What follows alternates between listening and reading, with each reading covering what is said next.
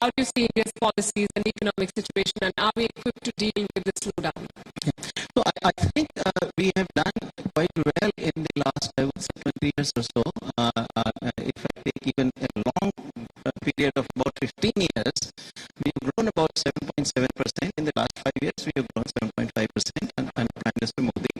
But also, I think a lot of the reforms are accumulating. So, we already had a set of reforms under Prime Minister Narasimha Rao, then under Prime Minister Vajpayee, now under Prime Minister Modi. And at least 2 or 3 very big reforms happened under Prime Minister Modi in the first term. The Insolvency and Bankruptcy Act, the GST, the Aadhaar, the whole digital platform and related to that, the direct benefit transfers. So those things happened. But even within the short period in the second term, and I think now the government is moving much faster. We don't see it yet. Most people who are not paying enough attention are not seeing it. But the truth of the matter is that within the short period, 2 big reforms on the economic side. I mean, there's other stuff going on in political side, but on the economic side, around 2 very big reforms. One is the National Medical Commission, NMC Act, which replaces the archaic Indian Medical Council Act. So that's a big reform, and I particularly notice it because I was very deeply involved with it in actual writing of the new act, which has now been passed in both the houses. Big one. And the other one is what we saw just within the last few days, which is the knocking down of the corporate profit tax for all companies, domestic companies, that is to 22%, which with other surcharges, etc., will be 25%. And for the new investment, it is down to 15% plus 2, which is 17. So that is a huge, particularly if you're trying to bring in foreign companies, the foreign multinationals to our shores, which are leaving now the Chinese shores. I think that's a huge impetus, huge incentive.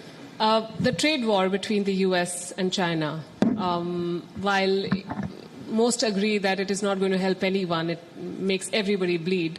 Some have also said that this is an opportunity in wolf's clothing for India, and India can well, fill the gaps. I was probably one of the very early ones, and even while I was at NITI Aayog, actually, I was trying to push on that frontier, because you see, China has a 12% share in the global export market, and a lot of these exports come to the United States.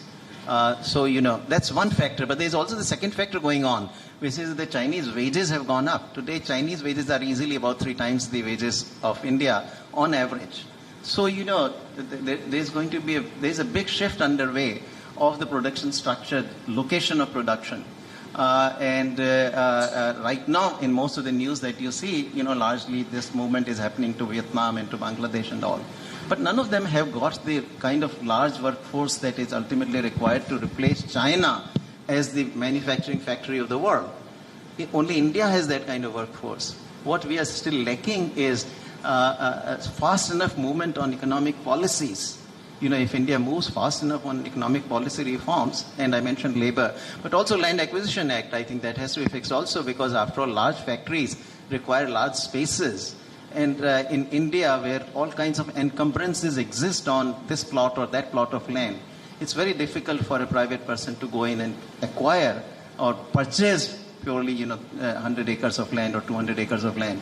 The government has to step in, at least with some of the pockets. I mean, even here in the United States, Columbia University was purchasing a lot of land here in Manhattanville. And in 1 or 2 places, actually, the president of Columbia invoked the eminent domain. He had to, there's no other way to do it. And Columbia being a public institution, was able to do it.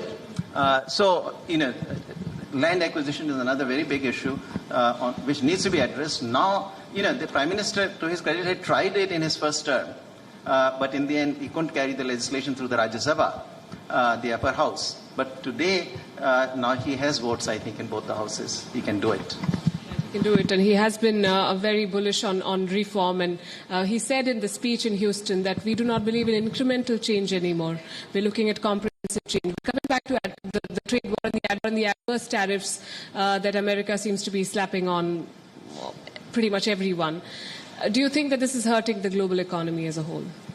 I think it is hurting the global economy. It is hurting the United States economy. It is hurting the Chinese economy. So one has to acknowledge that. The real issue really here is that, at least in the United States, I see general sort of agreement on, I mean, that's one issue on which the Democrats sort of seem to hold at least, a different view than that of the president.